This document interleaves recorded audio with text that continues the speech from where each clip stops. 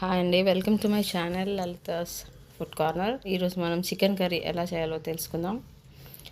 నేను ఒక ప్యాన్ పెట్టుకున్నానండి. అందులో నేను ఒక 4 టేబుల్ స్పూన్స్ ఆఫ్ ఆయిల్ వేసాను. నూనె 4 టేబుల్ స్పూన్స్ వేసాను. 1 kg చికెన్కి 4 టేబుల్ స్పూన్స్ ఆయిల్ వేసాను. గరం మసాలాస్ వేసానండి. మీకు ఏవేవి గరం మసాలాస్ మీరు యూజ్ చేస్తారో అవి వేసుకోవాలి. తర్వాత 2 జ్యూసీ టమాటోస్ తీసుకున్నానండి. వాటిని నూనెలో బాగా ఫ్రై చేసుకోవాలి. ఫ్రై చేసుకున్న తర్వాత కొత్తిమీర పుదీనా నేను ఫ్రెష్ తీసుకున్నానండి. అల్లం వెల్లుల్లిపాయ కూడా నేను ఇక్కడే యాడ్ చేశాను, ఆ క్లిప్ మిస్ అయింది. సో అల్లం వెల్లుల్లిపాయ కూడా టమాటా వేసిన తర్వాత ఇమీడియట్గా వేసేయండి. తర్వాత కొత్తిమీర పుదీనా తీసుకున్నాను. అన్నీ ఫ్రెష్గా యూజ్ చేయాలండి. కొత్తిమీర పుదీనా కానీ అల్లం వెల్లుల్లిపాయ పేస్ట్ అప్పటికప్పుడు చేసి వేసుకోవాలి. అప్పుడే నాన్ వెజ్ చాలా బాగా అవుతుంది. సో వీటిని కాసేపు ఆయిల్లో మనం ఫ్రై చేసుకోవాలి. మీరు నా హోమ్ పేజ్లోకి వెళ్ళి నేను ప్రీవియస్ వీడియోస్ చేశానండి. Chicken biryani, mutton gravy and chicken fry, ఇవి ఒకసారి అవి కూడా చూడండి, చూసి ట్రై చేయండి. ఇవి ఫ్రై అయిన తర్వాత నేను 2 ఉల్లిపాయలు, ఒక ఎండు కొబ్బరి అండి తీసుకున్నాను. ఇవన్నీ పచ్చిగానే మనము మిక్సీ చేసుకొని పెట్టుకోవాలి పక్కకి. ఇవి ఫ్రై అయిన తర్వాత ఆ మిక్సీ పట్టింది పేస్ట్ ఉంటుంది కదా, పచ్చి ఉల్లిపాయలు అండ్ 1 ఎండు కొబ్బరి పేస్ట్ చేసి ఇందులో వేసుకోవాలి. సో మీరు ఎన్ని కేజీల చికెన్ తీసుకుంటున్నారో దాన్ని బట్టి ఉల్లిపాయలు కానీ, ఎండు కొబ్బరి కానీ, టమాటోస్ కానీ, ఆయిల్ కానీ ఇవన్నీ మీరు అడ్జస్ట్ చేసుకోవాల్సి ఉంటుంది. మీరు కన్సిస్టెన్సీ ఎలా కావాలనుకుంటే అలా వేసుకోవచ్చు. నేను కాశ్మీరీ రెడ్ చిల్లీ పౌడర్ వేసానండి.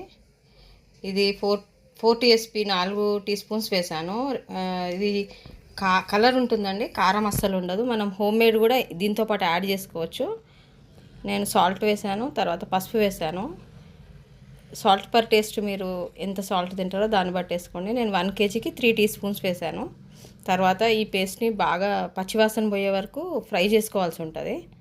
ఫ్రై చేసుకున్న తర్వాత నేను చికెన్ని 1 kg చికెన్ అండి నాది, నేను కంప్లీట్గా వాటర్లో 2 to 3 టైమ్స్ క్లీన్ చేశాను. క్లీన్ చేసిన తర్వాత ఇందులో యాడ్ చేసుకోవాలి. ఇప్పుడు ఇందులో మనం ఫ్రై చేసుకోవాలన్నమాట. కాసేపు ఫ్రై చేసుకున్న తర్వాతనే మనం వాటర్ యాడ్ చేసుకోవాల్సి ఉంటుంది. ఇంకా మీ కన్సిస్టెన్సీ ఎంత కావాలనుకుంటే దాన్ని బట్టి మీరు వాటర్ యాడ్ చేసుకోవాల్సి ఉంటుంది.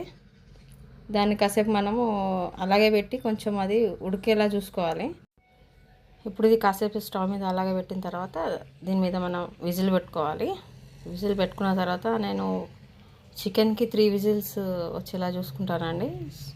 సో 3 విజిల్స్ వచ్చిన తర్వాత నేను తీసిన తర్వాత ఇలా అయింది. సో ఫైనల్ స్టెప్ ఏంటంటే ఇది మళ్ళీ నేను స్టవ్ మీద పెట్టాను. స్టవ్ మీద చల్లారిన తర్వాత తీసి మళ్ళీ స్టవ్ మీద పెట్టాను. స్టవ్ మీద పెట్టిన తర్వాత ఫైనల్ స్టెప్ వచ్చేసి గరం మసాలా అండి. Everest chicken garam masala add చేశానండి. ఇది మాత్రం ఈ స్టెప్ అస్సలు మిస్ అవ్వద్దు. దీంతోనే కర్రీకి మంచి టేస్ట్ ఎన్హాన్స్ అవుతుంది. సో ఇప్పుడు ఇది కాసేపు మనం పైన వాటర్ ఉంటాయి కదా, కొంచెం వాటర్ అంతా ఎవాపరేట్ అయ్యేంత వరకు కాసేపు పెట్టుకోవాలి. తర్వాత మంచి గ్రేవీ ఫామ్ అవుతుంది అనమాట. అంతే అండి, చికెన్ కర్రీ అయిపోయింది. ఒకవేళ మీకు కనుక నా రెసిపీ నచ్చినట్టయితే నా ఛానల్ని సబ్స్క్రైబ్ చేసుకొని బెల్ ఐకాన్ ప్రెస్ చేయండి. సో దట్ నా లేటెస్ట్ వీడియోస్ వస్తాయండి. నా ప్రీవియస్ వీడియోస్ కూడా చూడండి. నా ప్రీవియస్ వీడియోస్ అన్ని నాన్ వెజ్ రెసిపీస్ ఒకసారి చూడండి. Thank you for watching my channel.